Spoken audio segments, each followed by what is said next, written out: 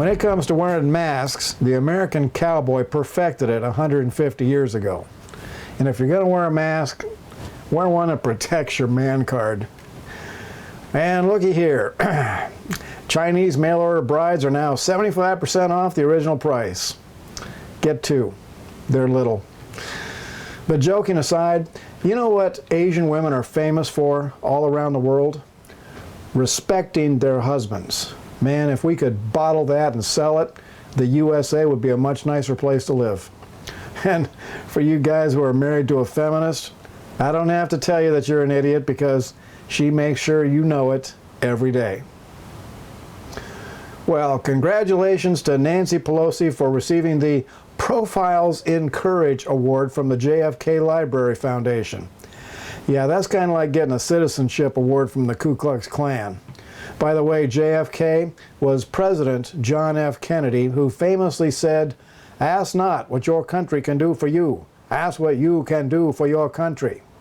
If Kennedy was alive today, Pelosi and the Democrats would spit in his face because he believed that Americans should serve their country, not rip it off for every freebie they can possibly get.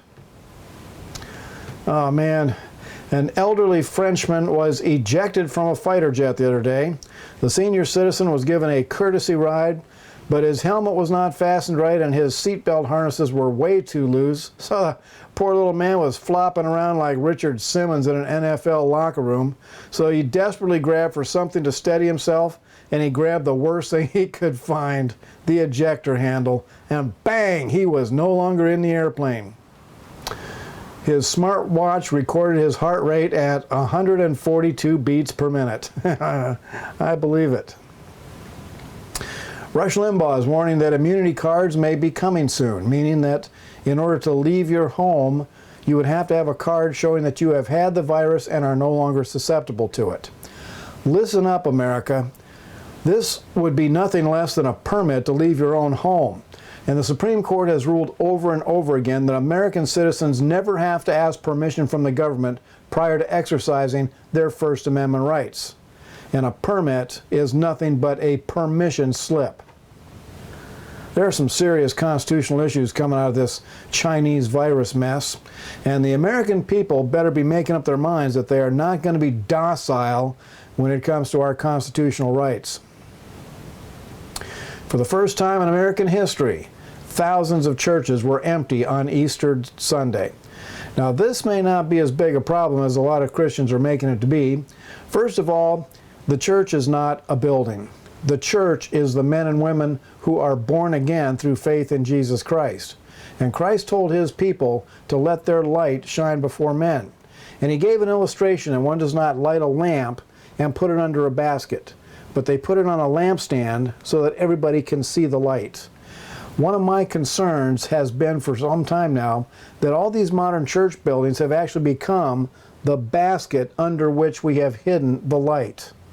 There are a few churches out there who faithfully preach the message of the cross, but they always do it behind closed doors where the people out there who most desperately need to hear the message can't see them or hear them. The closing of the church doors just might be the first step in bringing revival to the USA. A lot of us have been praying for it. Forcing the Christians to be out among the people. Will they finally obey the command to go and make disciples? Probably not. Very few Christians ever obey the Great Commandment, the Great Commission. Some Democrat leaders are saying that the Democrat Party may be planning to replace Joe Biden as their candidate. Well, they would be foolish not to. It is painfully clear that Joe Biden is not capable of serving as president. Now, I've been saying this for some time. I suspect that a more dangerous Democrat will suddenly rise up and seize the nomination. Either the mafia thug governor of New York, or if the Democrats want to take more of a ballerina approach, there's always the girly man governor of California. Another possibility is that the Democrats might actually let Joe run if they think they can steal enough votes to steal the election from Donald Trump. If they do, then watch for them to install as vice president the meanest, most heartless, and most savagely obsessed with money and power. And we all know who that would be: Hillary Clinton. How long would it take Vice President Hillary to get rid of Biden? And if that ever happens, then we will know for sure that God has finally handed the USA over for destruction.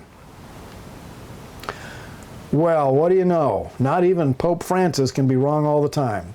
The Pope has announced that because of the Chi-Com virus, if a priest is not available, people can confess their sins directly to God.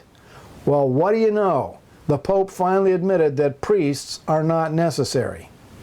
And if he had ever read the New Testament, he would have learned that the office of priest was done away with on the day that Christ died on that cross.